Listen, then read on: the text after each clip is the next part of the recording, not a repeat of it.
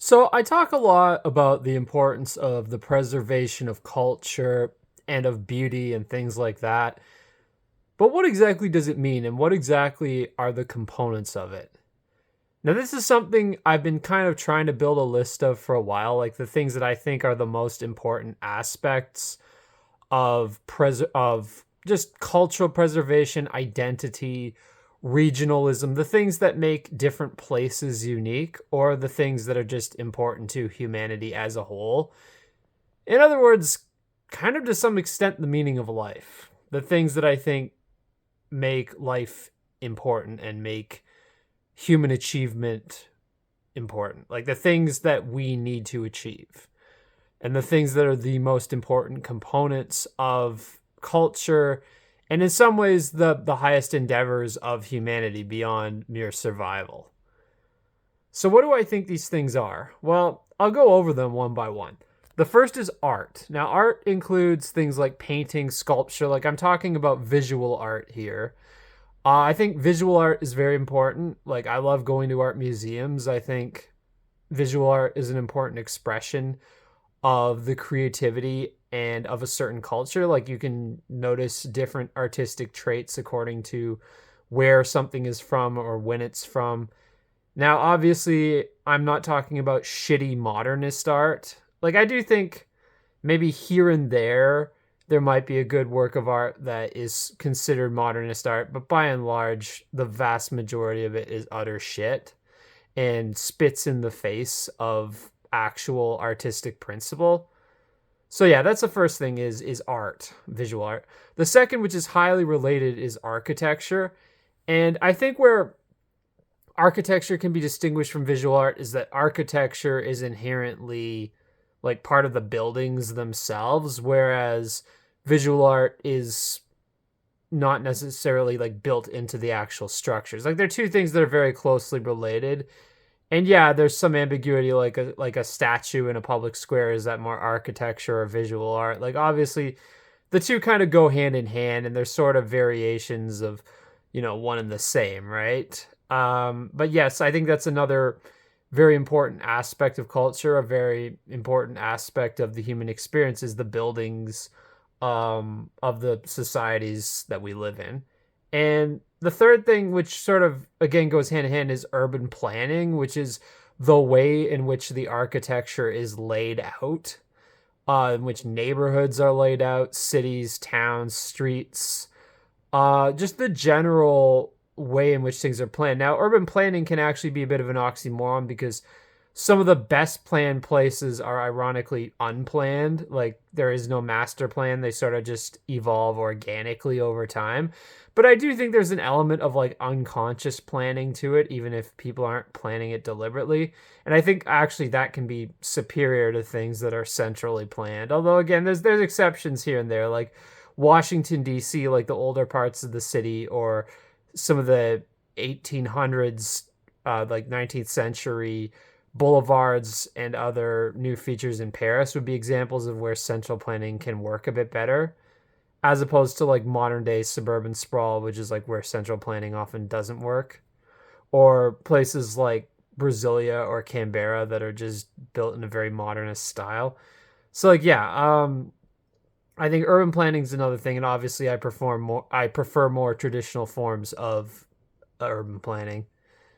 The next is nature. Now, nature is something that we don't create, but it is something we can help to preserve, and it's also something we can experience. Like I think, for instance, when we create hiking trails, it is a way of us creating something so that humans can experience nature, or national parks in general with the infrastructure that they have. But by and large, I think why I include nature is because I think part of it is preserving it and learning to love and respect it, but also to not destroy it.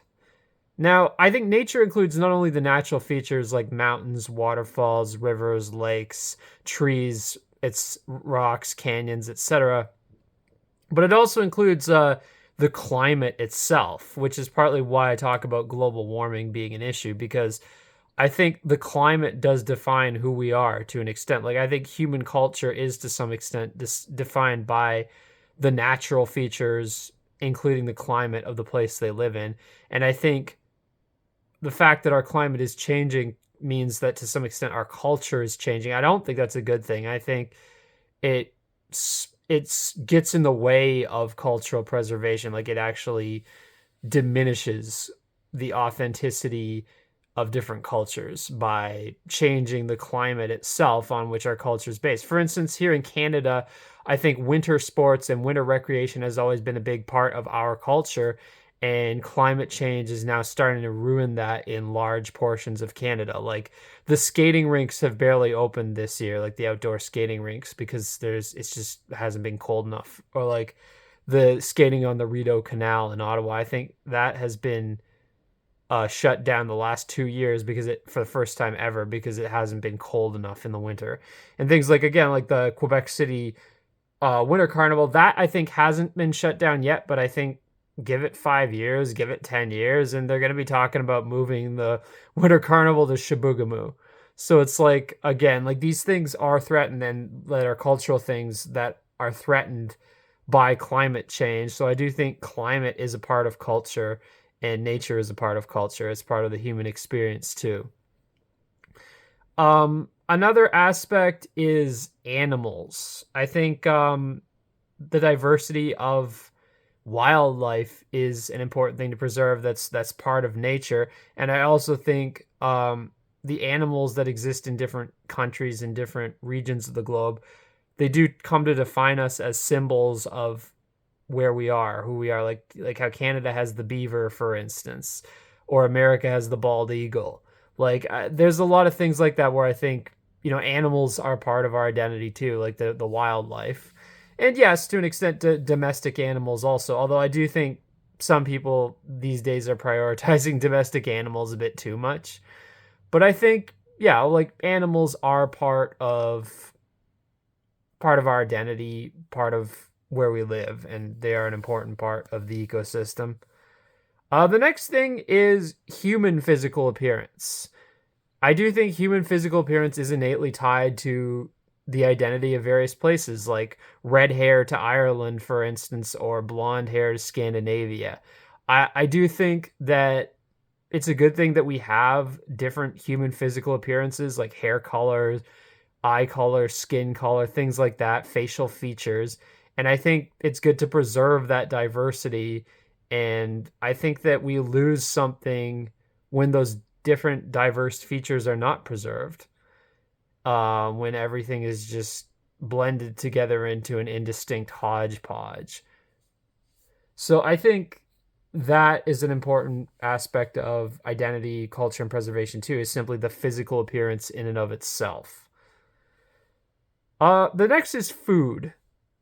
Now, I do think when it comes to food, it's good to eat healthy on a day-to-day basis. However, I do think from now and then it's nice to indulge in something delicious, especially at local restaurants. Like, I've talked a lot about how I think local restaurants add more to a community than multinational mega chains. And I think local restaurants really do help form kind of like a meeting place in communities. A place where people can get together and socialize in a public place and enjoy cuisine that is often reflective of the local history, like local types of cuisine. Now, again, the problem is people define identity too much with these mega chains that I think actually destroy identity. Like in Canada, for instance, Tim Hortons. Like, I think Tim Hortons, to me, is more a symbol of globalism than Canadianism. I think, for instance, when we talk about like Canadian food, we have things like poutine, Donairs, Nanaimo bars, butter tarts, and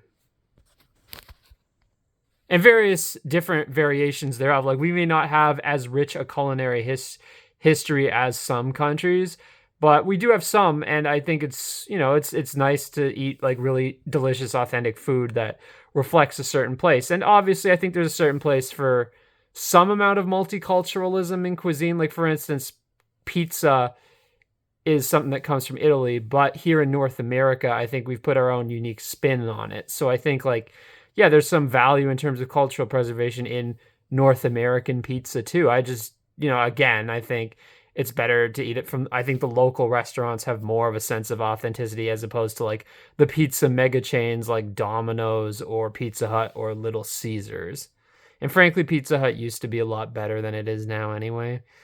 Um, so yeah, there is that, like food, I think is an important part, whether it be like home cooked food, but also local restaurants. And I think especially local restaurants, because I think they add a lot to communities, like the sense of place, the sense of identity, the sense of locality. I think honestly, local restaurants add more than any other type of business in that regard. And when I say restaurants, I would include, any variation thereof, like pubs that like also focus heavily on food, things like that.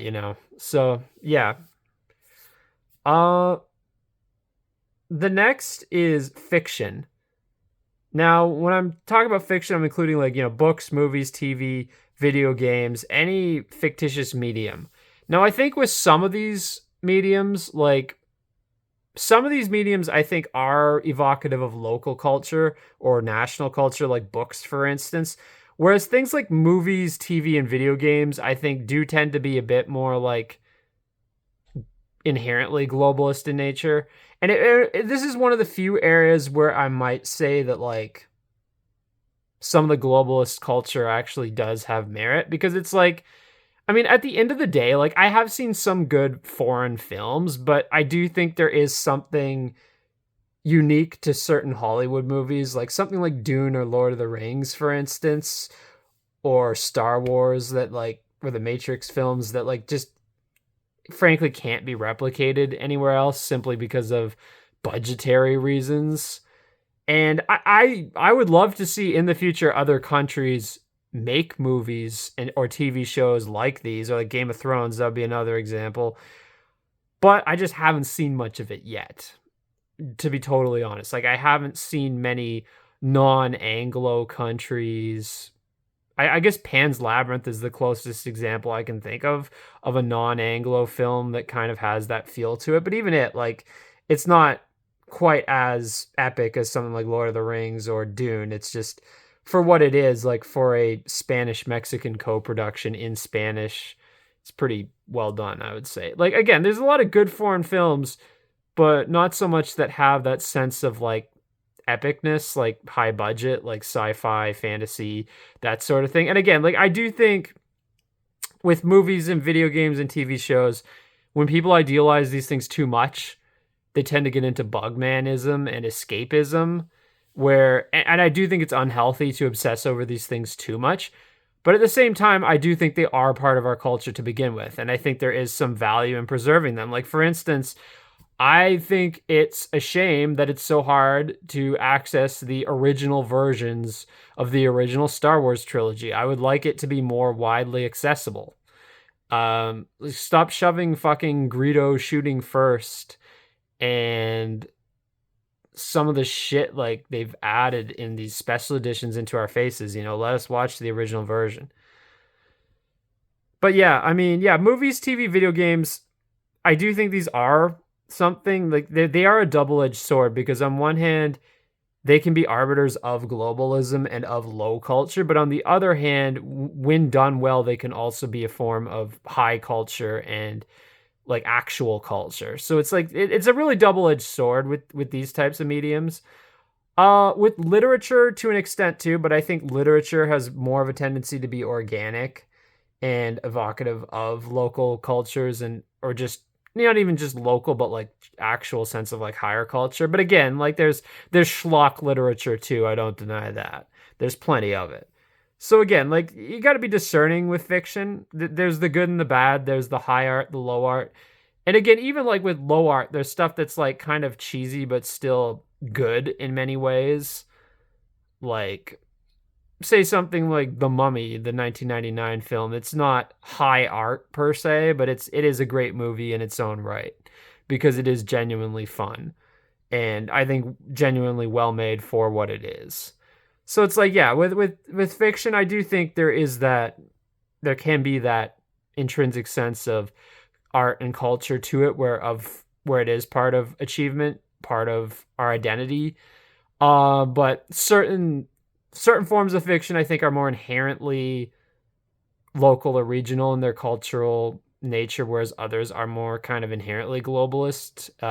Even the better ones, like as I said, bigger budget movies, TV, video games. And I think like it would be nice if we could have more, cultures, places, frankly, other than the English speaking world and other than these like really centralized major studios controlled by the same people make these things. But I don't know how much economically that's possible. It's hard to say, but it would be nice. Like certain things are encouraging, like the German TV series Dark. I think that's a step in the right direction. Hopefully we can see more stuff like that in the future. Okay, so the next is nonfiction. So nonfiction would include like philosophy and other forms of writing that's not fiction, but still I think can have artistic and cultural merit. Like I think part of culture is analyzing one's own culture, and I think there's a lot of great works of nonfiction. Like lately, I've been reading more nonfiction than fiction. And I think there's a lot of great works out there that really analyze our world and our culture. Like I've been reading a lot of books by James Howard Kunstler, for instance, Leon Creer, people who focus on architecture, urban planning, things like that. And I think, yeah, like nonfiction in and of itself can be part of our culture as like something that reflects on our culture and on who we are. So yeah, nonfiction is another one. I'm talking mostly about books in this context, but also to an extent like documentary movies or documentary shows also. Now the next is music. Now music, much like fictional media, can be a double-edged sword because there's good music and bad music, and there's more local music versus more globalist music, like music that is made for like a very global audience, like stuff like Taylor Swift or whatever that's just kind of shoved in everybody's faces everywhere. Now, I will admit, like most of the like it's hard to say, like again, just like with movies, TV, books, video games, from like a perspective of somebody who speaks English and only speaks English and lives in an English speaking country. Like, to what extent do people from other countries identify with English language media as part of their own culture? Or do they identify with their own things more, that a lot of these things I wouldn't even be aware of? I don't know. But at the same time, I do think, yeah, like by and large, like good music does have cultural value. And there's a few bands I listen to that are not in English, like Alcest, Sigur Rós, Rammstein. And of course, there's like classical music, much of which, insofar as it has lyrics, can be in like German or Latin, for instance. So yeah, I mean, or some of the like, Crusader chants and things like that. But yeah, music is definitely an important component of culture, also, both older and newer forms of music. Again, there's a lot of shit tier music out there too, but there's good music also. The next category is language, like the languages we speak, including the dialects and accents. And I think that is an important aspect of culture and identity. And I do think that it's really sad, especially I noticed in the United States, a lot of the local accents seem to be disappearing. Like I remember I went to New England with my family back in like, I think it was 2002. Yeah, we went to Boston. And we went to a few other places in Rhode Island and Connecticut and Massachusetts. And I heard the New England accent quite a lot, like the kind of like Mayor Quimby from The Simpsons or JFK, like that kind of accent, like the New England accent. I heard it a lot then. That was 2002. Then I went back to Boston in 2018. I barely heard the New England accent at all. It was the same in New York City. I had the same trip in 2002. I went to New York City with my family, then went back in 2015. And in 2015, I heard a lot less New York accents, a lot fewer people speaking with New York accents compared to earlier. Even last year, I went to New Orleans. I didn't hear quite as many local accents as I was hoping to. To be honest, like, I would say in the US, increasingly, it's becoming like white people tend to speak generic English. Black people tend to speak the just generic black accent.